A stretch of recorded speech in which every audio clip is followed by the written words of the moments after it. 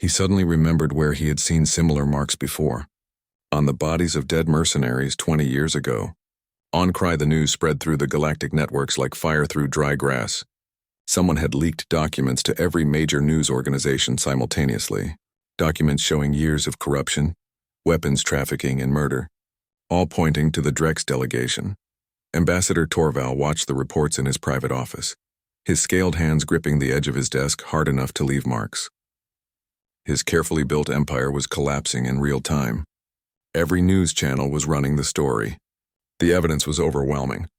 Financial records, transaction logs, payment records to known assassins. Who did this? He roared at his intelligence officers. "We don't know, sir," one of them said nervously. The leak came from everywhere and nowhere.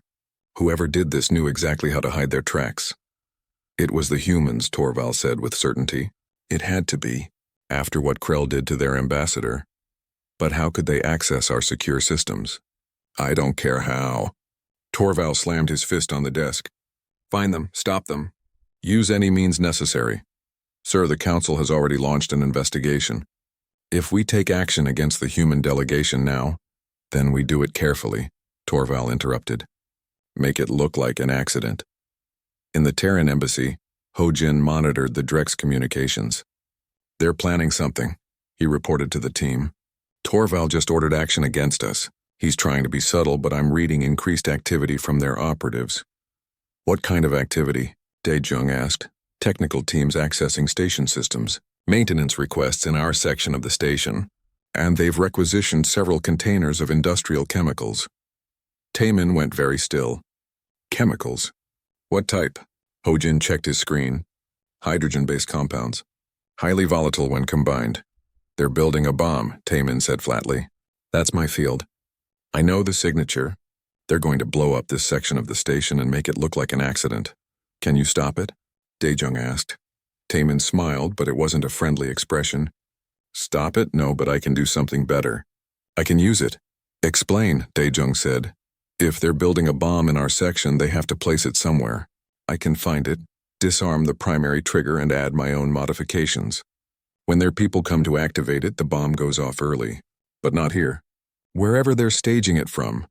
"That would kill them," Ji-Won said, horrified. "Only if they're foolish enough to activate it manually," Taemin replied.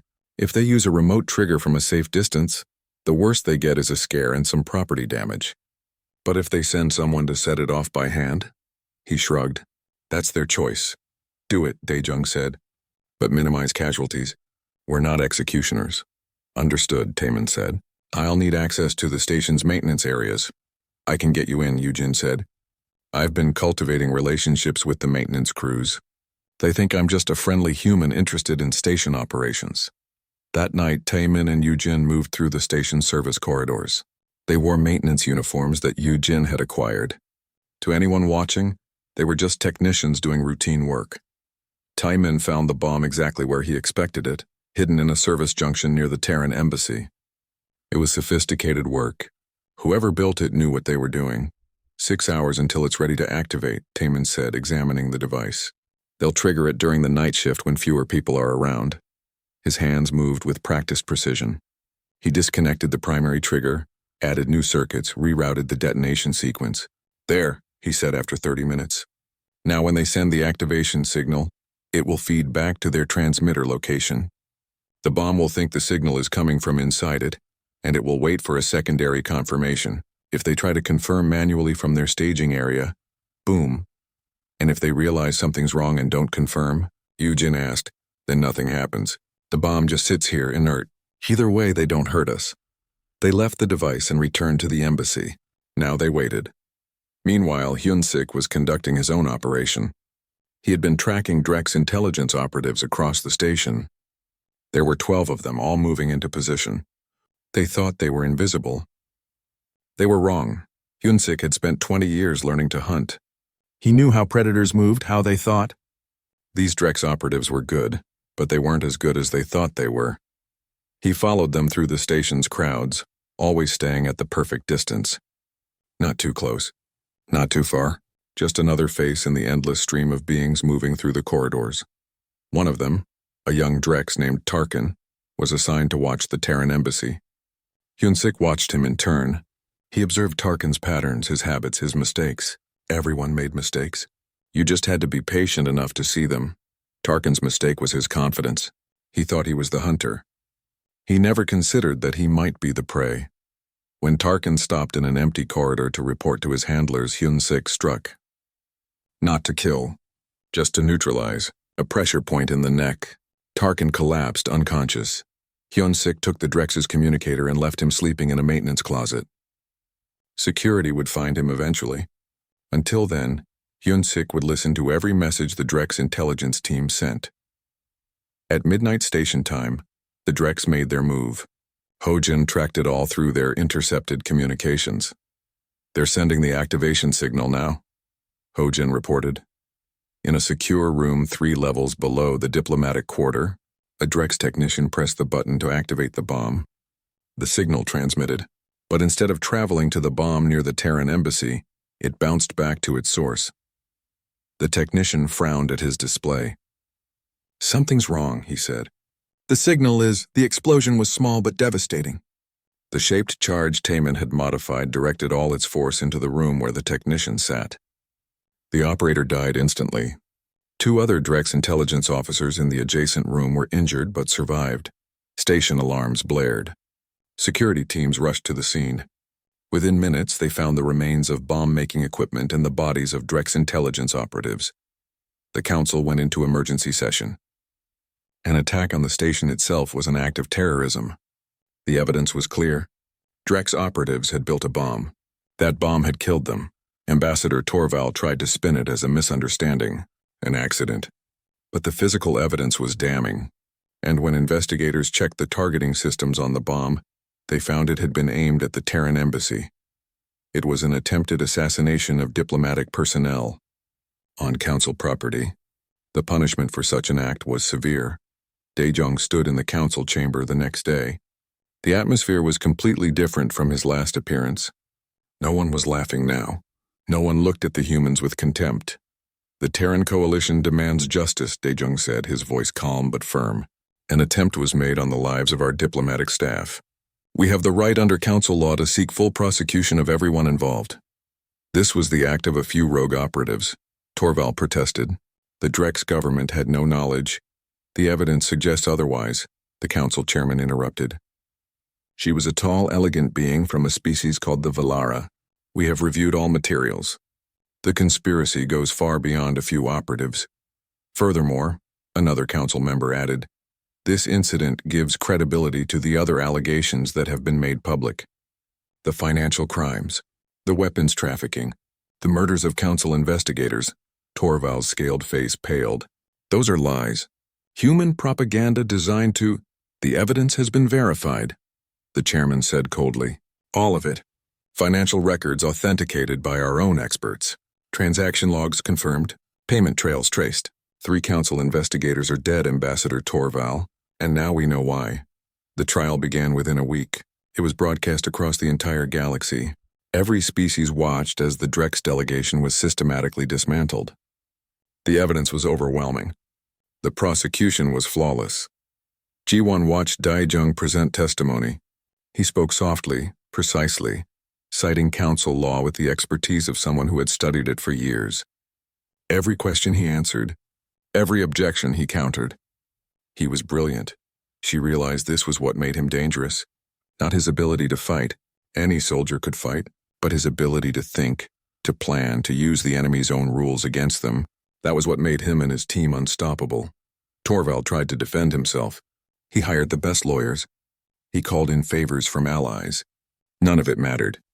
The evidence was too strong. The crime too clear. When the verdicts came down, they were harsh.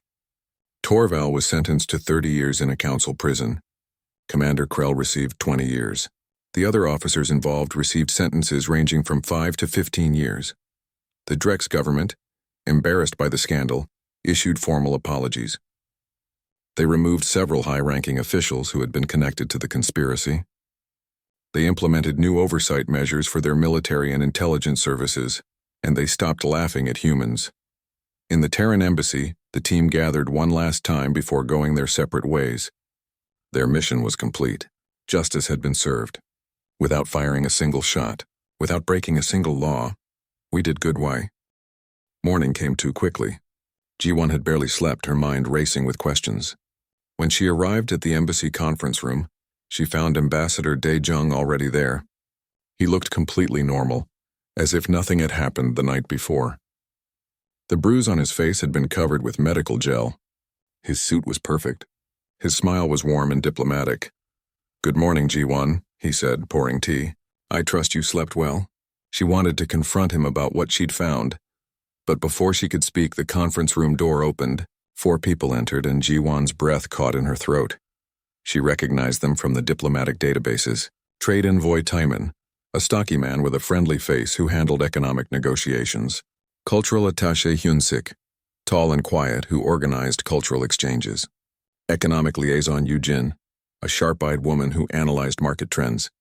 Scientific advisor Ho-jin, the oldest of the group, who consulted on technology transfers.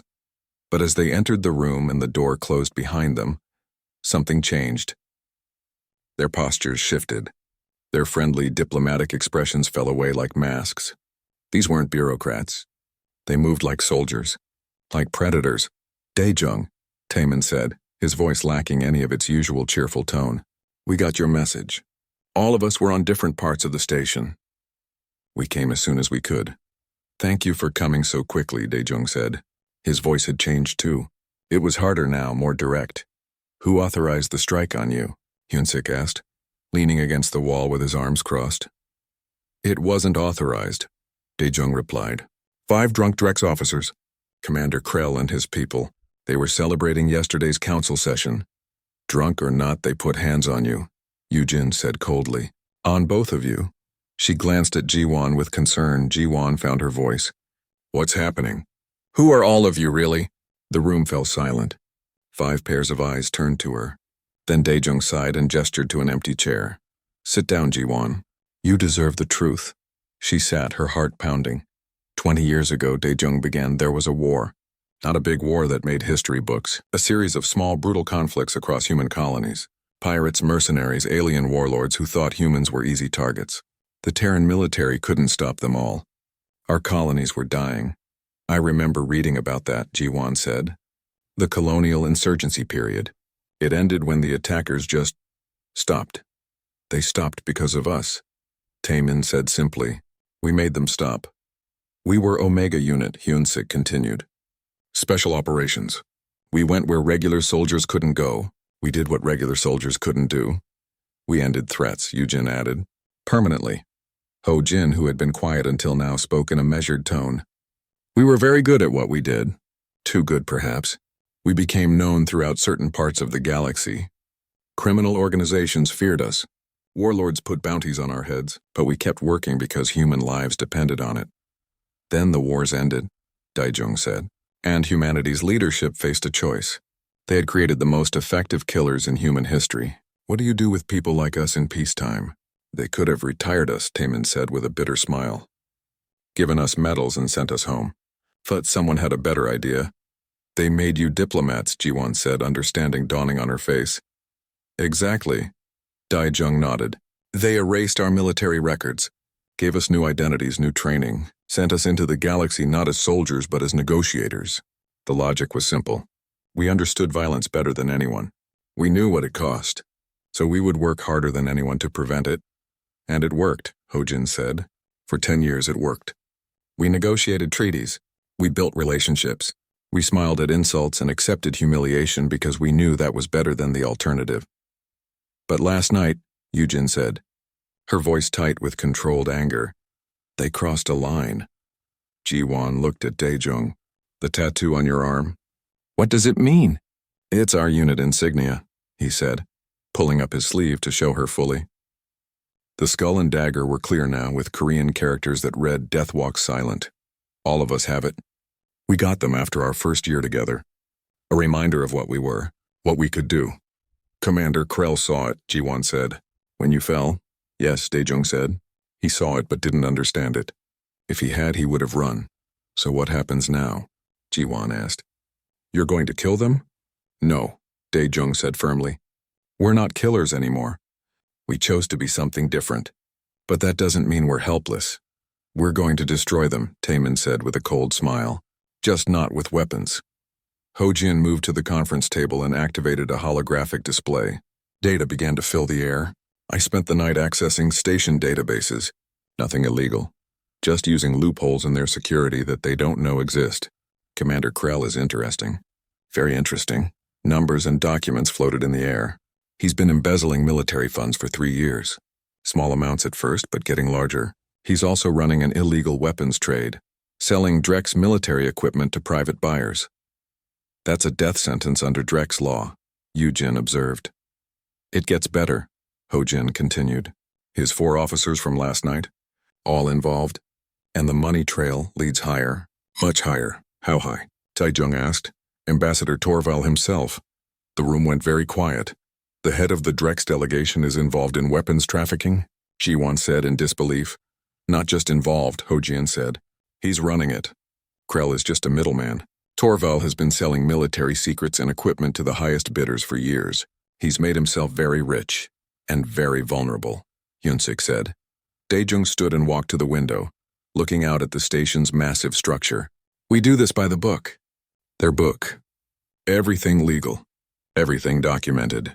We're not soldiers anymore. We're diplomats who happen to know where all the bodies are buried. First step? Taemin asked.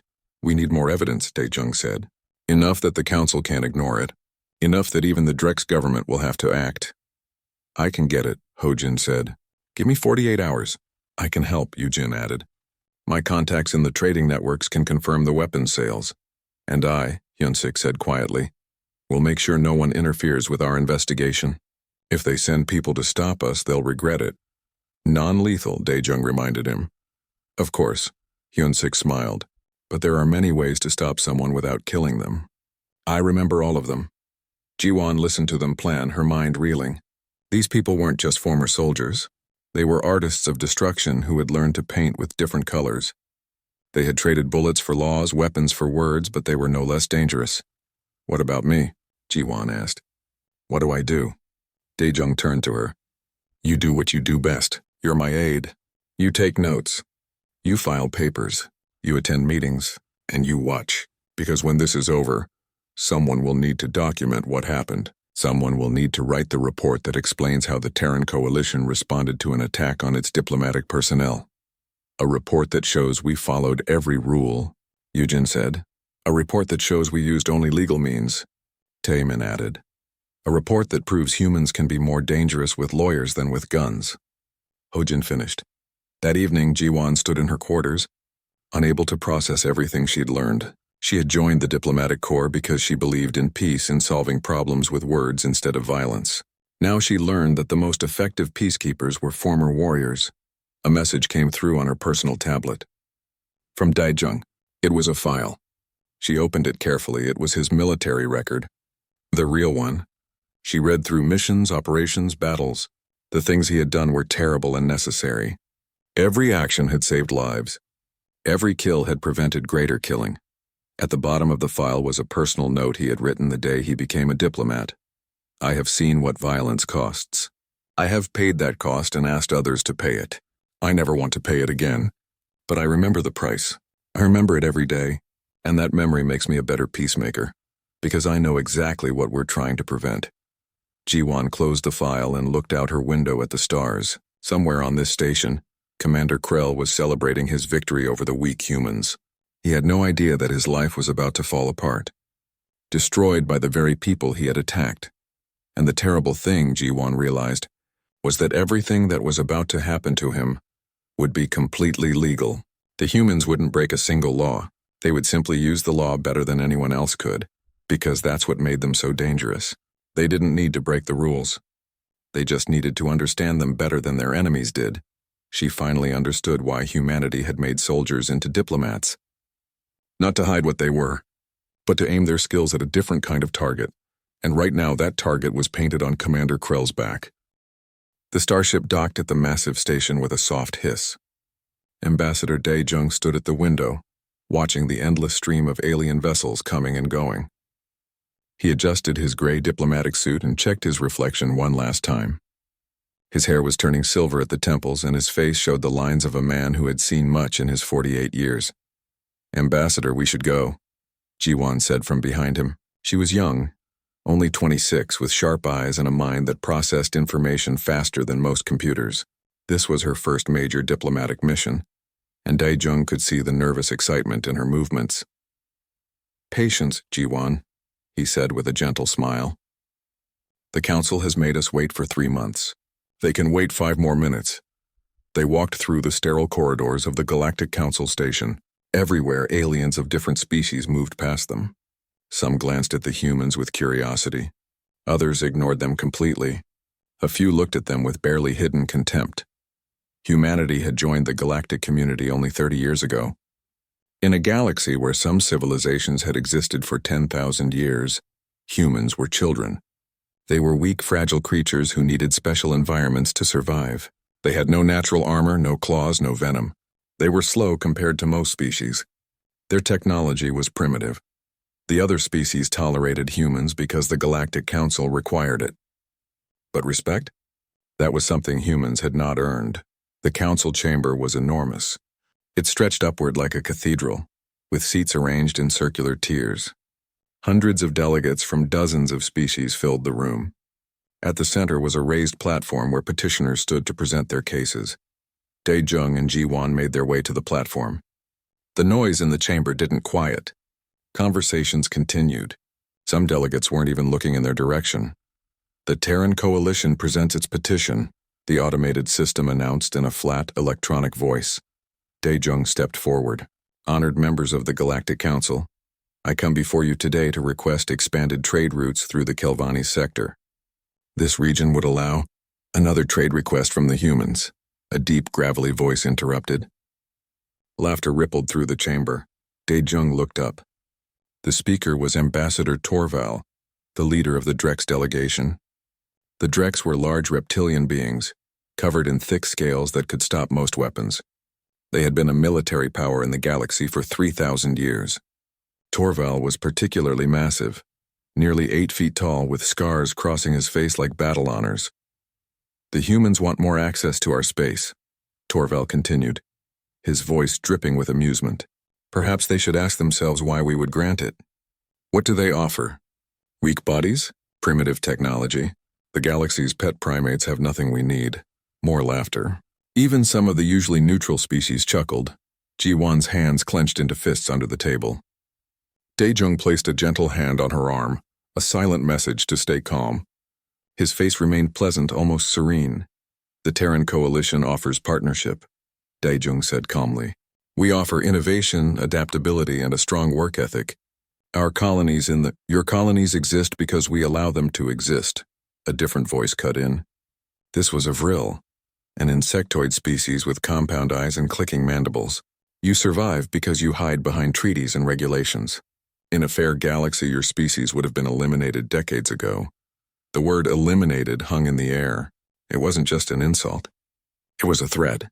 Dae-jung continued as if he hadn't heard it. "Our proposal includes shared technology development, mutual defense agreements, and..." "Denied," Torval said, not even looking at the documents. "The Drex Imperium votes no." "Denied," the Vril ambassador echoed. One by one, the major powers voted against the petition. It was over in less than 5 minutes. 30 years of preparation, 3 months of waiting, and 5 minutes of rejection. Dae-jung bowed respectfully. "Thank you for your consideration." More laughter at that. "Thank them? For humiliation?" As Dae-jung and Ji-won left the platform, Ji-won whispered urgently, "That was a waste. They never intended to listen to us." "Perhaps," Dae-jung said quietly. "Or perhaps we learned what we needed to learn." They walked through the diplomatic quarter of the station. This section was quieter, designed to give ambassadors and their staff privacy. The corridor lights were dimmed to simulate evening.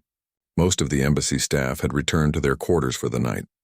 They were halfway to the Terran embassy when 5 figures stepped out from a side corridor, blocking their path. Drex military officers. All of them were large, wearing the dark blue uniforms of their fleet. The smell of alcohol was strong on them. They had been drinking, celebrating their people's victory in the council chamber. "Look here," the largest one said. His uniform marked him as a commander. His name badge read Krell. The monkey diplomat and his little pet. Dae-jung stopped walking. He held up a hand, a peaceful gesture. "Gentlemen, we have no issue with you. Please let us pass." "No issue?" Krell moved closer. He was nearly 3 feet taller than Dae-jung, his shadow falling across both humans. "You have every issue with us. Your kind doesn't belong here. You don't belong in our galaxy."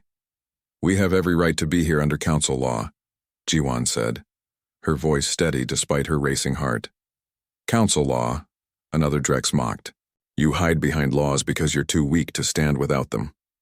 Krell reached out with one clawed hand and shoved Dae-jung in the chest. The ambassador stumbled backward but kept his feet. His expression remained calm. "Please," Dae-jung said. "We don't want trouble." "Of course you don't," Krell laughed. "Humans never want trouble. That's why you're so pathetic." He swung his arm in a wide arc. The back of his hand connected with Dae-jung's face. The impact sent the ambassador sprawling to the floor. Blood began to drip from his split lip. "Ambassador!" Ji-won rushed forward, dropping to her knees beside him. One of the other Drex grabbed her by the shoulder and threw her against the wall. She hit hard, the air leaving her lungs in a painful gasp. Krell stood over Dae-jung, laughing. "Look at you. So weak, so fragile. Perhaps if you crawl back to your little blue planet, we might forget you ever." He stopped mid-sentence. His eyes had caught something on Dae-jung's wrist. When the ambassador had fallen, his sleeve had pulled back, revealing part of his forearm. There was a tattoo there, partially visible. A skull with a dagger through it. Around it, Korean characters. Krell stared at it for a moment, confused. Something about it felt wrong, but he was too drunk to place why. Before any of them could act further, the corridor lights brightened. "Security alert," an automated voice announced. "Violence detected in Corridor 7 Delta." The Drex officers scattered quickly, disappearing down connecting hallways. They were gone in seconds. Station security arrived moments later, 2 officers from neutral species. They helped Dae-jung to his feet and called for medical assistance. "Will you be filing a complaint?" one of the security officers asked. Dae-jung touched his bleeding lip and looked at his fingers. "No," he said quietly.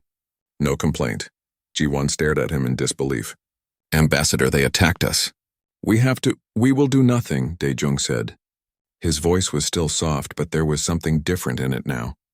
Something cold, not through official channels. The security officers escorted them back to the Terran embassy. Medical staff treated Dae-jung's injuries. The split lip would heal in a few days. A bruise was forming on his cheek. In his private quarters, Ji-won helped him clean the blood from his face. Her hands were shaking with anger and shock. "They can't get away with this," she said. "The council has rules about—" "The council doesn't care about rules when it comes to humans," Dae-jung interrupted. He stood and walked to his desk, his movements careful but controlled. "We're beneath their notice, remember?" He began to remove his diplomatic jacket. Ji-won's words died in her throat as she saw his arms. Scars, dozens of them. Small, precise scars that spoke of violence and survival. These weren't accidents or medical procedures. "These were combat wounds, Ambassador," she said slowly. "Who are you?" Dae-jung looked at her with those calm, kind eyes. But behind them, Ji-won saw something else now. Something that had been hidden. Something dangerous. "Get some rest, Ji-won," he said. "Tomorrow you're going to learn something about humanity that the galaxy has forgotten." He turned away, and she saw another tattoo on his upper back, partially visible above his shirt collar. More Korean characters. She didn't sleep that night. She spent hours searching through classified databases, using her diplomatic clearance to dig into files she probably shouldn't have accessed. She found references to something called Omega Unit. The files were sealed. Everything about it had been erased from public records, but she found one thing. A list of names from 20 years ago, military personnel who had been declared dead in a training accident. One of the names was Captain Dae-jung, and Ji-won realized that the man she thought she knew might be someone completely different. The memories came to Dae-jung at night. They always did. 20 years ago, he had been a different person. Captain Dae-jung, callsign Reaper, leader of Omega Unit. He remembered the first time they had deployed as a complete team. A human colony on Terminus 7 was under attack. A warlord named Grath had taken over the settlement, enslaving the colonists and using them to mine rare minerals. The Terran government had tried negotiations. They had tried sanctions. Nothing worked. Grath had powerful friends in the galactic community who protected him. So they sent Omega Unit. Daejung, Taiman, Hyun-sik, and a young tactical officer named Ho-jin. 4 people against Grath's army of 300 mercenaries. Everyone said it was suicide. Everyone was wrong. They infiltrated the colony over 3 days.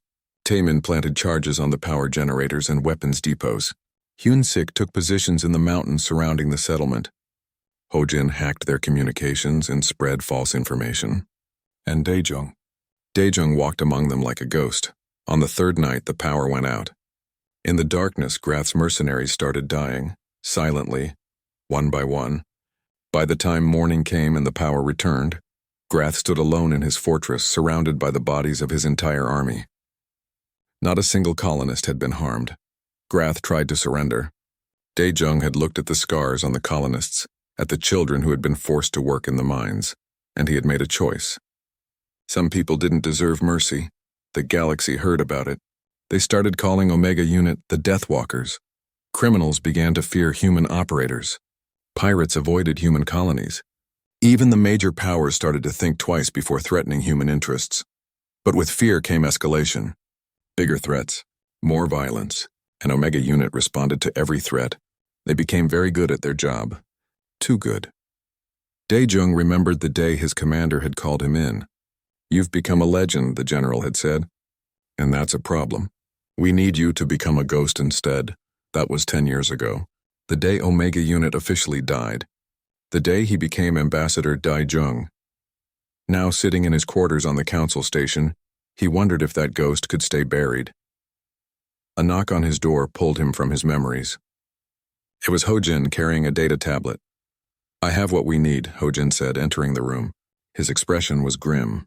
They met in the secure conference room. All of them gathered around as Ho-jin presented his findings. "Commander Krell has been very busy," Ho-jin began. 3 years of embezzlement. Total amount stolen, 47 million galactic credits. He's been selling Drex military weapons to 17 different buyers, including known criminal organizations. "Evidence?" Daejung asked. "Complete financial records. Transaction logs. Communication intercepts. Everything authenticated and verified."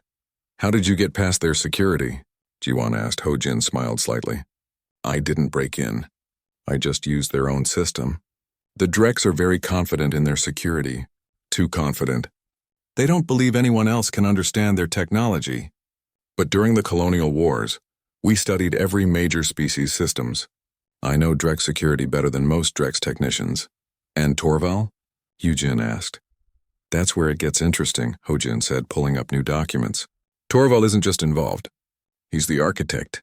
He set up the entire operation 5 years ago. He uses his diplomatic position to transport weapons in protected cargo. Council ships aren't inspected. It's the perfect cover." "How much has he made?" Taemin asked. "Over 200 million credits." The room was silent. "That was enough money to buy planets. Who knows about this?" Daejung asked. "In the Drex government? Hard to say. Probably a few high-ranking military officers. But I found something else." Ho-jin's expression darkened. 3 council investigators who were looking into Drex military contracts died in the last year. "Accidents, officially. But not really accidents," Hyun-sik said. "It wasn't a question. No, one was poisoned. One was pushed in front of a transport. One had their air supply cut off in their quarters. All methods that Drex intelligence uses." "They're killing council personnel," Jiwon said, horrified. "Yes," Daejung said quietly, "which means this is bigger than we thought. This isn't just corruption. This is conspiracy, murder, terrorism on council property." "So what's our move?" Taemin asked. Daejung thought for a moment. "We can't just hand this to the council. Torval has allies. They'll try to bury it. We need to make it impossible to ignore." "How?" Hyun-jin asked. "We leak it," Ho-jin said. "Not to the council directly. To the press. To every news organization in the galaxy. By the time it reaches official channels, it will be too public to cover up. But we need more," Hyun-sik said. "We need something that proves the murders. Right now we have financial crimes. That's serious, but it won't bring down someone like Torval." "I might have something," Hyun-jin said. She had been quietly working on her own investigation. "I tracked the money Torval made. Most of it went into hidden accounts. But some of it was used to pay specific people. Assassins. I have records of payments made 1 week before each investigator died." That's our smoking gun, Dae-jung said. Financial crimes, weapons trafficking, and murder. Even the Drex government won't be able to protect him from that. When do we release it? Taemin asked. Not yet, Dae-jung said. First, we need to make sure we're protected. Torval will know this information came from us. He'll try to retaliate. Let him try, Hyun-sik said coldly. No, Dae-jung said firmly. We do this smart. We prepare for every possibility. Ho-jin, can you trace any plans Torval might have against us? Already on it, Ho-jin said. I've been monitoring Drex intelligence communications. They're planning something. I don't know what yet, but they're moving resources into position. Then we move faster, Dae-jung decided. We have 48 hours. In that time, we document everything. We create multiple copies. We set up deadman switches. If anything happens to any of us, the information goes public automatically. I can handle the technical side, Ho-jin said. I'll prepare the evidence packages for the press, Yoo-jin added. And I'll make sure we have eyes on every Drex operative on this station, Hyun-sik said. Taemin looked at Dae-jung. What about you? I'm going to have a conversation, Dae-jung said. With Commander Krell. Is that wise? Ji-won asked. He's dangerous, Dae-jung smiled, but it didn't reach his eyes. So am I. The next day, Dae-jung sent a message to Commander Krell, a simple request for a private meeting. To apologize for any offense the human delegation might have caused. To discuss ways to improve relations between their peoples, Krell agreed immediately. He probably thought the weak human was trying to make peace, to beg forgiveness. He suggested meeting in one of the station's observation lounges, a public space where nothing violent could happen. Dae-jung arrived alone. He wore his diplomat suit and carried nothing but a warm smile.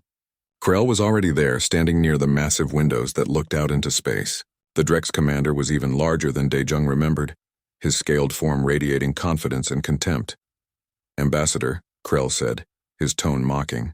I'm surprised you wanted to meet. I thought you would file a complaint instead. Why would I do that? Dae-jung asked pleasantly. It was just a misunderstanding, Krell laughed. A misunderstanding? Yes, that's one way to describe it. He leaned closer. You humans are so weak. You take beatings and call them misunderstandings. No wonder the galaxy doesn't respect you. Respect is earned, Dae-jung said, sometimes in unexpected ways. What do you want, human? I wanted to thank you, Dae-jung said. Krell blinked, confused. Thank me? Yes, you taught me something important. For 10 years I've been a diplomat. I believed in words, in negotiation, in peaceful solutions. I've taken insults and accepted humiliation because I thought it was the right path. Dae-jung stepped closer. His voice remained soft, but something in his eyes changed. The diplomatic mask slipped just for a moment. But you reminded me of something I had forgotten. Some people don't understand words. Some people only understand consequences. Krell's amusement faded. There was something in this human's eyes that made him uncomfortable, something familiar and terrible. Are you threatening me? Krell asked. No, Dae-jung said. I'm just having a conversation. Just words between colleagues. That's all diplomats do, right? We talk. He smiled again, and Krell felt a chill run down his spine. He had seen that smile before. On predators. On killers. You know what's interesting about words? Dae-jung continued. They can destroy more completely than any weapon. A gun can kill a person. But the right words? They can destroy a life, a reputation, a career, everything a person has built. You're insane, Krell said, but his voice lacked conviction. Maybe, Dae-jung agreed. Or maybe I'm just very, very patient. You see, Commander, I've spent 10 years learning to use words instead of weapons, and I've gotten very good at it. Better than you can imagine. He turned to leave, then paused. Oh, and Commander, you might want to check your financial accounts. I hear the Council's Internal Affairs Division is starting an investigation into some irregularities in Drex military spending. Just a rumor, of course. But you know how these things go. Dae-jung walked away, leaving Krell standing frozen by the window. The commander's hands were shaking. That tattoo he had seen on the human's wrist. 3 weeks after the trial, Ambassador Dae-jung stood once again before the Galactic Council. But this time everything was different. The chamber was silent as he walked to the central platform. No conversations. No mocking laughter. Every delegate watched him with careful attention. Some with respect. Some with fear. All with a new understanding of what humans could do when pushed too far. Honored members of the Galactic Council, Daejung began, his voice calm and professional. The Terran Coalition submits for your consideration once again our petition for expanded trade routes through the Kelvanis sector. He didn't need to remind them that this was the same request that had been denied so casually before. Everyone in the chamber remembered. They remembered the laughter, the insults, the way Ambassador Torval had called humans pet primates. Torval was gone now. His seat was occupied by a new Drex ambassador, a younger female named Kelsara, who had made it clear she wanted to distance her government from the previous administration's mistakes. The Terran Coalition offers, Daejung continued, partnership, shared technology, mutual defense agreements, and fair trade practices. We seek not dominance but cooperation, not conquest but commerce. The council chairman looked around the chamber. Discussion? For a long moment no one spoke. Then Ambassador Kelsara stood. The Drex Imperium wishes to speak. Everyone watched as she approached the speaking platform. There was tension in the air. What would she say? The Drex Imperium, Kelsara said carefully, has reviewed the Terran proposal. We find it fair and reasonable. The Drex Imperium votes yes. A ripple of surprise ran through the chamber. The Drex who had been the loudest opponents of human expansion were now supporting it. One by one, other delegates stood and voted. The Vril abstained, not willing to oppose but not ready to support. The Valara voted yes. The smaller species who had always been neutral now voted yes as well. The final vote was overwhelming. Approved by a margin of 73%. Daejung bowed respectfully. The Terran Coalition thanks the Council for its wisdom. As he left the chamber, Ji-Won walked beside him. They're afraid of us now, she said quietly. Yes, Daejung agreed. Some of them are, but others respect us. They understand now that humans are not weak.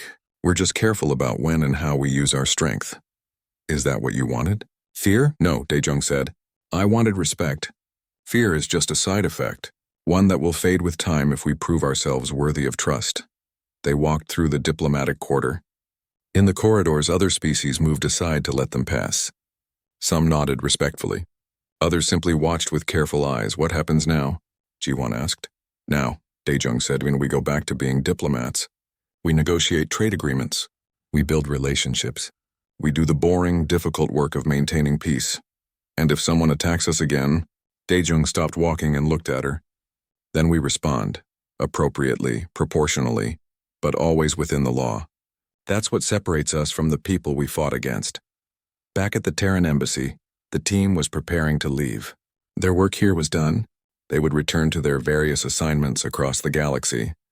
Taemin to trade negotiations, Hyunsik to cultural exchanges, Eugene to economic analysis, Hojin to technology consulting, and Daejung would remain as ambassador with Ji-Won as his aide. Will we see each other again? Taemin asked. When we need to, Daejung replied. When the galaxy forgets the lesson we taught. When someone else decides to test humanity's resolve. It will happen, Hyunsik said. It always does. Species have short memories. Then we'll remind them, Eugene said. Gently if possible. Firmly if necessary.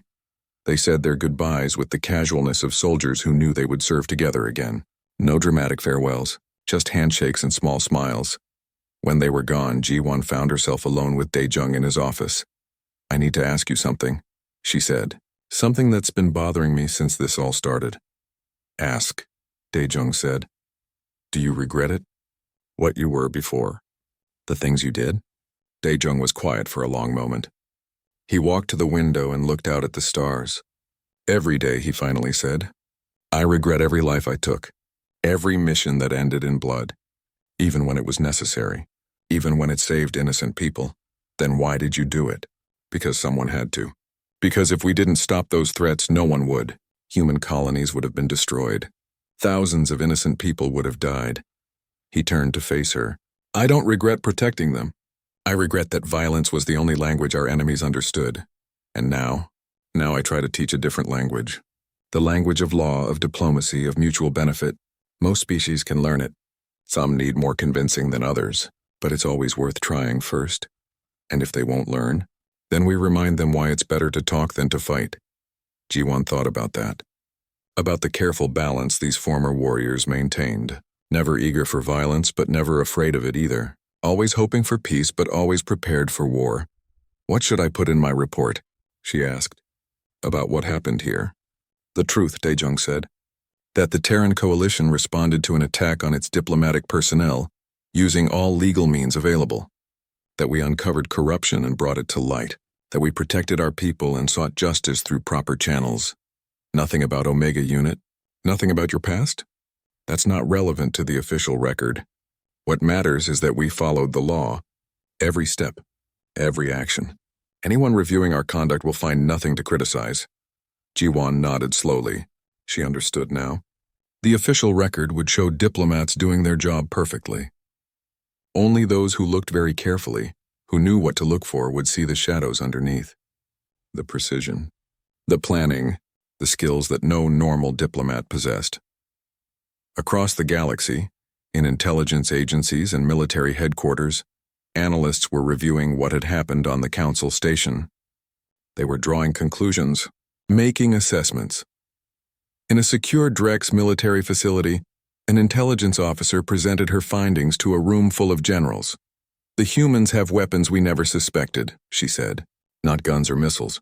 Something more dangerous. They have operatives who understand our systems better than we do, who can dismantle our organizations from within, who can turn our own laws against us. How many of these operatives do they have? A general asked. We don't know. We identified 5 on the council station. But there could be dozens, hundreds. They look like diplomats, trade officials, cultural attachés. But some of them, she paused, some of them are something else. What do you recommend? We avoid provoking them. We treat human diplomats with respect, and we pray we never face them in actual combat, because if these are their diplomats, I don't want to imagine what their soldiers are capable of. Similar conversations were happening across the galaxy, in the Vril hives, in the Valara towers, in 100 different species intelligence agencies. Humanity, the newcomers, the weak primates were being reassessed, upgraded from harmless to handle with care. Some species resented this. They felt humanity had cheated somehow, had used tricks instead of honest strength. But the smart ones understood. The ones who survived understood. Humans didn't need to be the strongest or the fastest. They just needed to be the most adaptable, the most persistent, the most willing to learn their enemies' weaknesses and exploit them. A month later, Ji-won was working late in the embassy when she received a message on a secure channel. It was from Ho-jin. Thought you'd want to know, the message read. We're tracking similar corruption in the Vril Trade Ministry. Nothing as bad as the Drex situation, but concerning. The council's investigating quietly. No drama this time. They learned their lesson, she smiled. The system was working. The threat of exposure, of legal consequences, was keeping people honest. Or at least more honest than before. Also, the message continued. Tell Daejung that an old friend asked about him, someone from the colonial wars. They wanted to know if the Reaper was really gone. I told them he was. But I also told them that if anyone threatened human interests, he would remember how to be himself again. Ji-won deleted the message as protocol required, but she remembered it. That night she found Daejung in his office reading reports. Do you ever miss it? She asked. The action? The missions? He looked up at her, surprised by the question. Then he smiled. A genuine smile full of warmth. No, he said. I don't miss the adrenaline or the danger. I don't miss the constant fear of dying or watching teammates die. I don't miss any of it, not even a little. Maybe, he admitted. Sometimes I miss the simplicity. In combat, you know who the enemy is. You know what needs to be done. Diplomacy is more complicated, more uncertain, but it's also more hopeful. Every negotiation is a chance to prevent a war. Every treaty is a chance to save lives. That's worth more than any mission I ever ran. The galaxy is lucky to have you, Ji-won said. The galaxy has thousands like me, Daejung replied. Humans who remember what war costs and work every day to prevent it. We're not special. We're just trying to do better. He returned to his reports and Ji-won went back to her own work. Outside, the station continued its eternal rotation. Ships came and went. Species interacted, traded, argued, and occasionally threatened each other. But they all remembered now.